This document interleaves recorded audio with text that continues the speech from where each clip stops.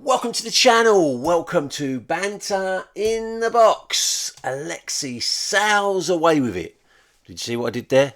It's the game week 8 review. 3 managers went into the transfer market in game week 8. One of them spending £5 million on an Oiti's Mind tactical gambit, which allowed them to purchase a player, even though they already belonged to another Family Fantasy Football League side. In this edition of Banter in the Box, we've got your game week 8 winners and losers. 4 winners, all picking up a manager of the season point. 4 losers, all where they had them losing a manager of the season point. And we've got a manager of the season update. The who the fuck is that was worth 2 manager of the season points. 1 point if you could tell me which Family Fantasy Football League manager it was, and a bonus point if you could tell me what part of the body did anyone get that right. We will reveal all later.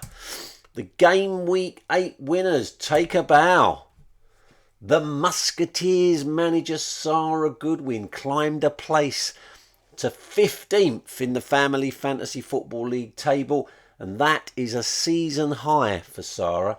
Sarah is also the only manager left in the league this season who has not dropped a place this season. The only manager in the league to do that. She's on a steady upward climb all season long. Take a bow, also the number 1 rated manager in the Family Fantasy Football League, Steve Holmes Arden Diamonds. They climbed 1 place to 5th, and 5th is a season high for Steve Holmes. Take a bow. Foxborough Foxes manager Charlotte Williams. She climbed 1 place to 4th.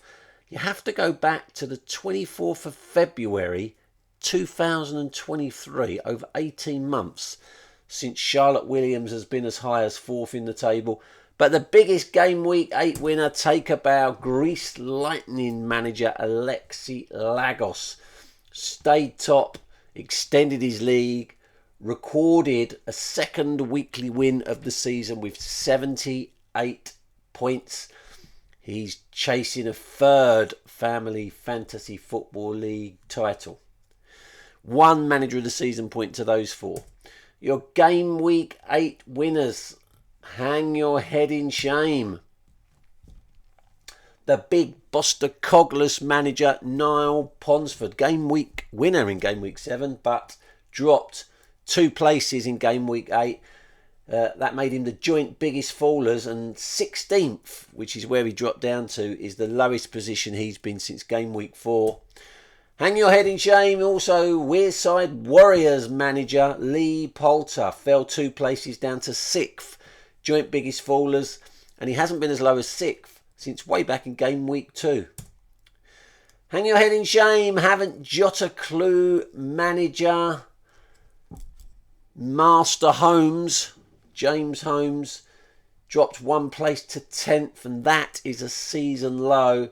But the biggest game week 8 loser, Pez United manager Ryan Perrin, fell a place down to 26th, second from bottom. The lowest scorers in game week 8 with just 24 points, and Ryan hasn't been as low as 26th since the 17th of November 2023, almost a year since Ryan's been as low as that. So, with the exception of James, who hasn't got any manager of the season points yesterday, the other 3 chaps, they're all losing a manager of the season point.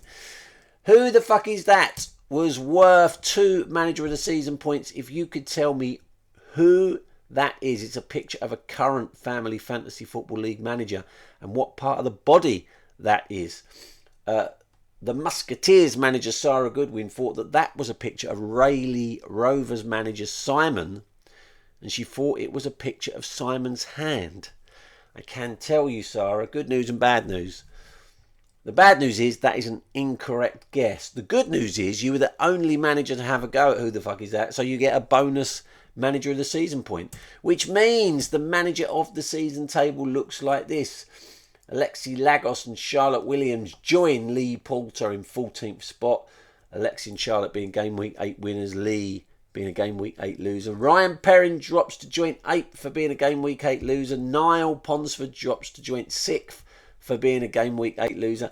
And Sarah Goodwin extends her 7-point lead to 9 points 1 point for being a Game Week 8 winner, and 1 point for being the only manager to have a guess at who the fuck is that. She was last year's manager of the season.